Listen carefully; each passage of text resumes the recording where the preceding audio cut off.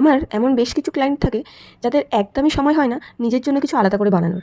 এই রেসিপিটা তাদের জন্য, প্লাস তোমরা যারা আছো হাউসওয়াইফ, স্টুডেন্ট, তোমাদের জন্য কিন্তু খুব কাজে দেবে। কড়াইতে 1 চামচ তেল দিতে হবে। তেলটা হালকা গরম হয়ে গেলে তার মধ্যে ছোটো ছোটো করে কাটা রসুন কুচি, পেঁয়াজ কুচি, এদিকে গাজর যেটা সিদ্ধ হয়ে গেছে সেই গাজরটা দিয়ে দিতে হবে। আর 2 রকমের ক্যাপসিকাম আমি দিয়েছি, রেড ক্যাপসিকাম আর গ্রিন ক্যাপসিকাম।